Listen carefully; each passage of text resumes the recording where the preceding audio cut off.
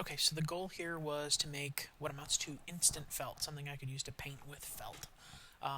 The client needs artwork that we can basically generate something that looks like it was sewn together reasonably well, but it's got to be instantaneous because if I have to spend a half hour making something look perfectly real every time they want to do it, it doesn't work. I can render it, I can make it perfect, but what we need is perfect instantly. So this is what I did. I scanned two types of felt. I just got some felt from the craft store, scanned a sheet of pink, scanned a sheet of white, so that we had a little bit of variation in texture.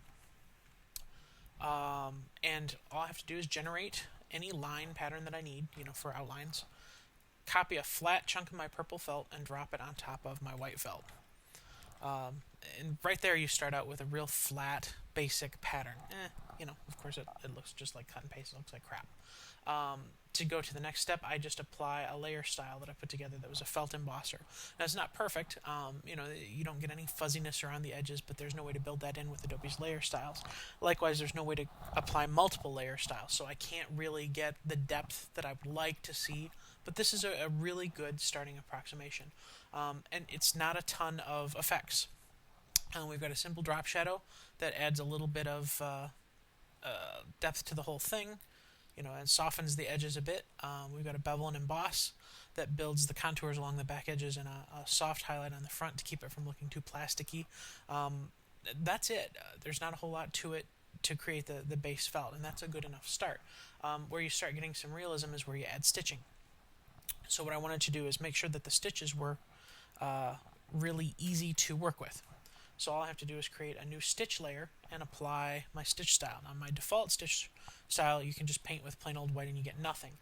As soon as you apply the thread stitches, you get a basic look. Now, this one's designed to be for real thin lines because it's too obviously grainy if you have thick lines. There's a yarn stitches style that's designed to work a little bit better with thicker strokes that look more like yarn. And all you have to do is paint your stitches around the edges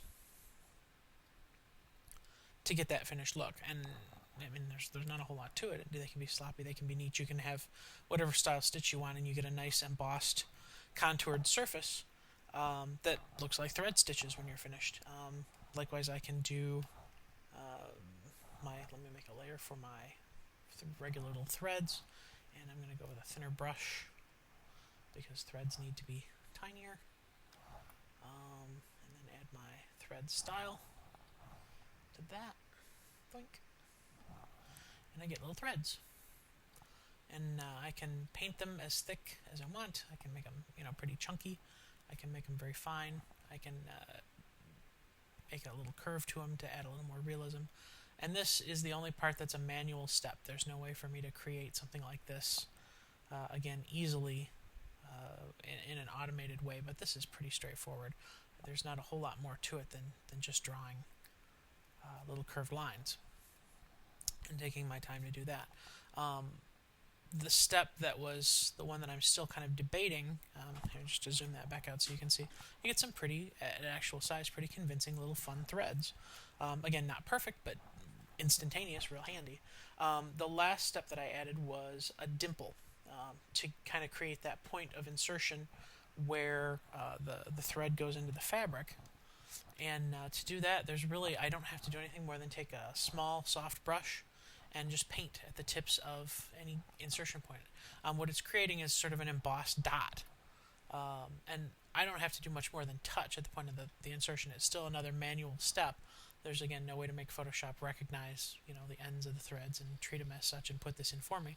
But there's not a lot of effort involved in actually creating that last little realistic bit of work.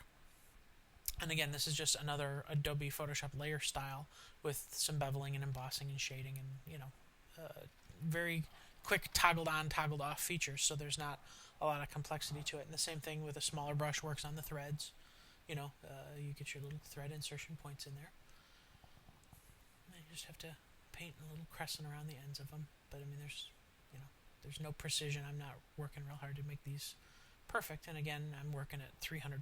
So when you're looking at these saved out as JPEGs at actual size on the web, the finished result for the amount of actual effort is pretty impressive.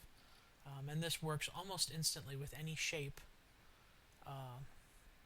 that I throw at it. And the other nice thing is all of this is still dynamic and live. All these layer styles and effects and things can be turned off and on, and get me back to, right where I started with a click. Let me turn these all back on and get my finished product. And in addition to being live to be able to be turned on and off, I've got my color overlays built in to set my color control, so I can change the colors of my threads, and all these other attributes can be changed in real time without having to go back and start over again.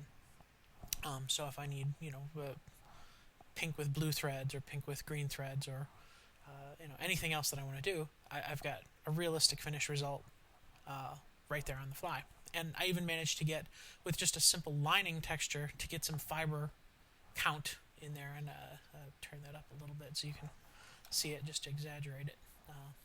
There's fibers in there, and I can turn those as strong or as soft as I want to make them. And the finished result is just fun.